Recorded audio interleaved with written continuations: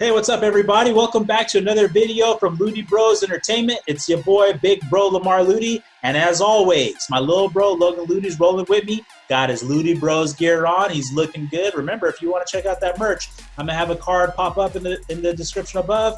Check it out. Hey, comment down below, too. Comment down below. You want to pick up some merch? Let us know what's going on. Hey, today we're going to sit down and talk with you guys about Star Wars Season 7 of Clone Wars, Episode 3. We're hitting it up. Hey, little bro, get us started today. How'd you feel about it? Ooh, all right. So I was kind of not as amped for this episode watching it. It was a good episode for Clone Wars standards. You know, a standard clone episode. You know, they find Echo and they're trying to escape Watambor and his droid forces. Yeah. Cool looking design by the droids. That was a nice, neat little throw in. And then, you know, it was a decent battle. Like I said, I think I said in the previous video, I needed more fighting. He did not fight as much as I really wanted him to. Right. You did say that. What do you think? I really do wish that we would have got a little bit more Anakin. I said the same thing as you. I agreed with you. When I try to play devil's advocate and I think about it from a different point of view, as the Jedi are known for doing, when I try to look at it from a different point of view, maybe it's a little bit more important that since since Echo was such an integral part to what the clones were doing early on, and they really wanted to highlight the relationship between Rex and Echo, that's why we're getting a little bit more of a clone aspect of it, aside from the Jedi Anakin Skywalker aspect of it. So maybe that's the reason why they were doing it, but that still doesn't take away the fact that I wish we were getting a little bit more Anakin Skywalker and seeing a little bit more of his skills during that battle. One of the things that I liked, I guess, for the episode was one of the things that I had a question about, actually, the moment that I had a question about was how was Echo, after spending so much time up as a prisoner to the Separatists, he's able to just get out from there and be running along. You know, his body is completely, changed. And there's I don't know. To me, that kind of just left a little bit of a bad taste in my mouth. What do you think about that? Yeah. I mean, I see what you're saying. But I mean, at the end of the day, it is a fantasy world. Yeah. And, he had those little, those prosthetic arms and whatnot. So I understand what you're saying. But, I mean, it was okay.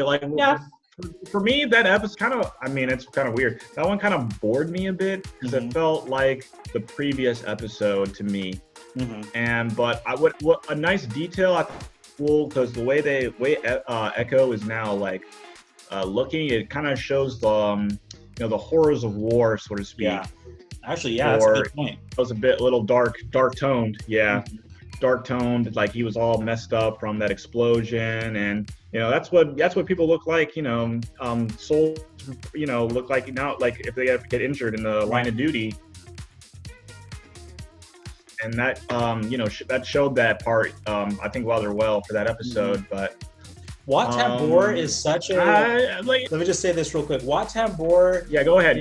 One of the darker separatists, if you really think about it, because he has no qualms doing these types of experiments on people. I mean, they've got his remnants of his body. He's using some techno-union, technology to then hardwire into his brain to help the separatists, gain an advantage in the war against the Republic. Watambor is a crazy guy, and that's why one of the things that I like about Star Wars Episode 3 was when Darth Vader was going through and slaughtering the separatist leaders.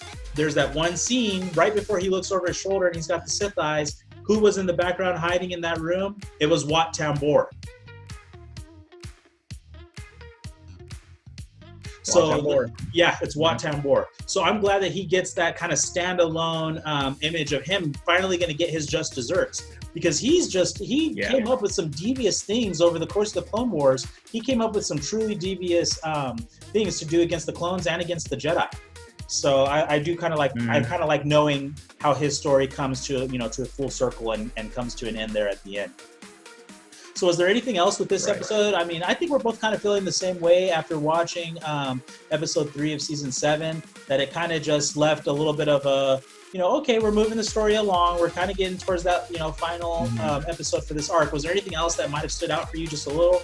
Or did you feel like you got your fill of the clones that week? I did get the fill of the clones that week. That wasn't that much too exciting for that episode. I mean, there's that kind of cool battle they fight with, the colonists, but that's about it. It wasn't really an exciting episode for me.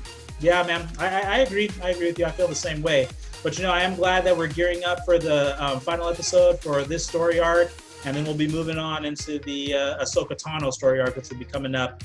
Coming up after this clone story arc. Yep. All right, man. Hey, why don't you get us out of here, little bro? Get us up out of here for this episode. Hey, man. Thanks for joining us. I hope you liked this video. Please comment down below. Let us know what you think. Did you like this episode? Did you not? We want to hear from you guys if you have differences or agreements, But also hit us up for merch. It's looking pretty nice right now. Let us know. And don't be caught lacking, guys. Be caught lacking. Hit that subscribe button now. Hey, hit and it up. We'll catch you down below. later. All right, we'll catch you guys next time.